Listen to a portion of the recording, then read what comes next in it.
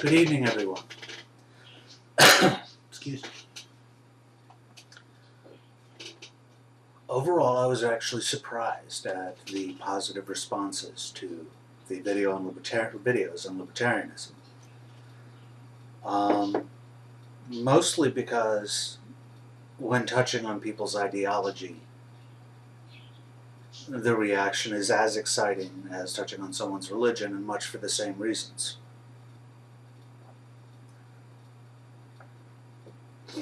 To be blunt, I feel that ideologies in general deserve no more respect than a rule of thumb in engineering.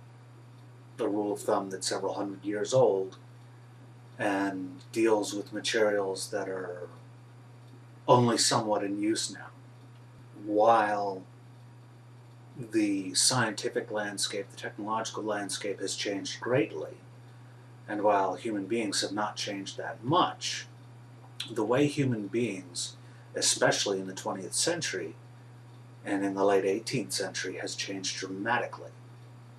And that flow of communication, well, for example, fascism would not be possible without the invention of the radio. That instantaneous communication enabled a homogeneity,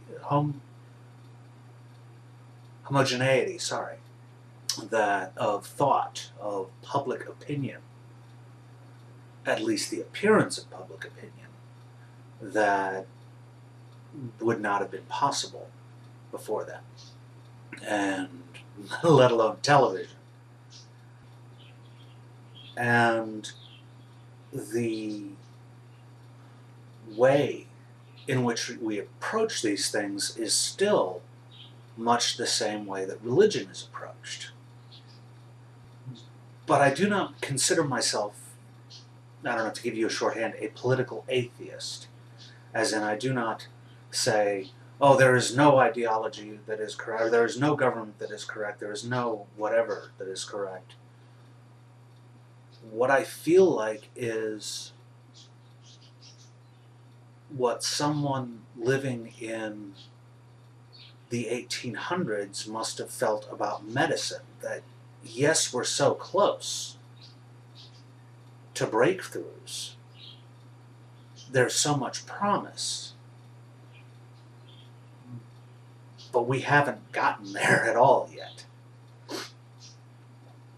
And what we have right now are essentially like capitalism, communism, things like that, that are essentially dramatic oversimplifications based on givens that are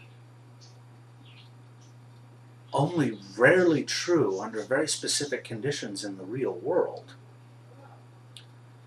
And therefore, when you apply these things to the real world, the subjects of those models that fall outside of what that model describes, well, not only are they human beings, but they are human beings that are either twisting the system to greater advantage if they have the resources to do so, or they're being crushed underneath it if they do not have the ability to defend themselves. And so really I see an ideology, a firmly held ideology. I'm not talking about someone who's like, I see some good ideas in capitalism. That's someone who's taken a critical look and whatever. Or, I understand the value of work as described by Marx, yada, yada, yada. That's great. But if they're saying, yes, I am a Marxist, I am a capitalist, I am a libertarian, I am this, I am that. No, you're not. You're a liar. Either that or you're a fool. Because you're not examining the world around you. In most cases that I have heard someone declare themselves unequivocally to be this, that, or the other thing, as far as an ideology goes, they're either just oversimplifying for the sake of conversation, they are repeating talking points or quotes or something like that with that glaze you see on someone's face, in someone's eyes, when they're reciting a religious dogma, and this includes Democrats, Republicans, whatever, the whole gamut. Or, okay, the last thing I said was that they were basically affirming their membership in their tribe, or they don't understand what they are essentially pledging ideological allegiance to. And in any of these cases, in any of these three cases, this is not a person who I, at that moment, can count on to work with to solve problems. Because either they're too busy, I can respect that, they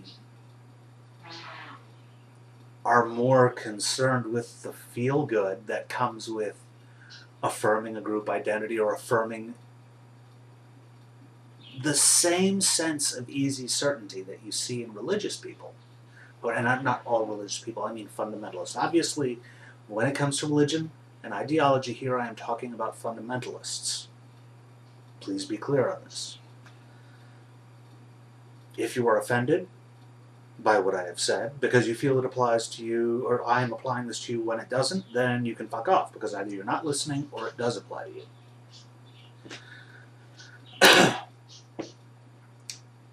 Sorry.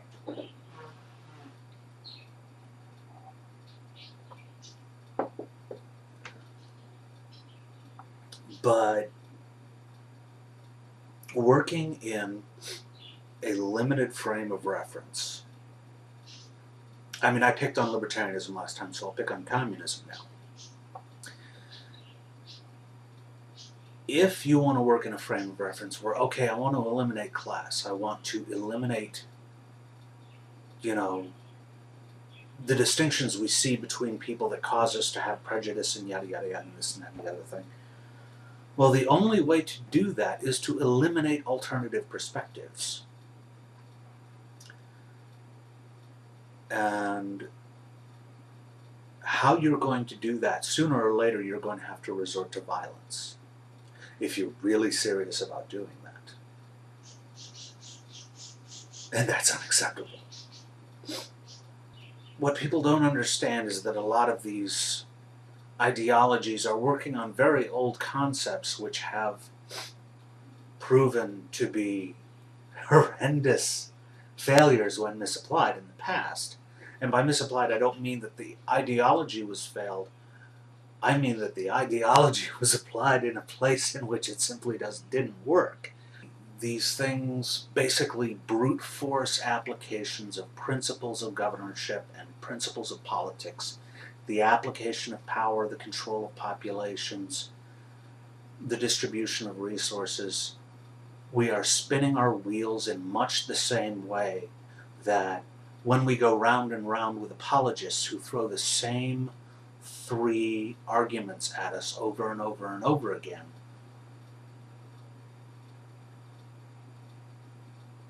we are merely witnessing living dinosaurs as far as intellectually speaking. So I don't know, I may make a second video about this to further, to answer any questions you may have. Please ask questions. Or throw hate mail at me. I don't care. I'll have fun either way. But I don't feel that it's appropriate, necessary, productive, or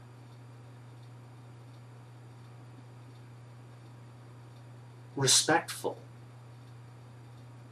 to when someone starts babbling at me about what a great political philosopher this person was, therefore this person's ideas should be considered as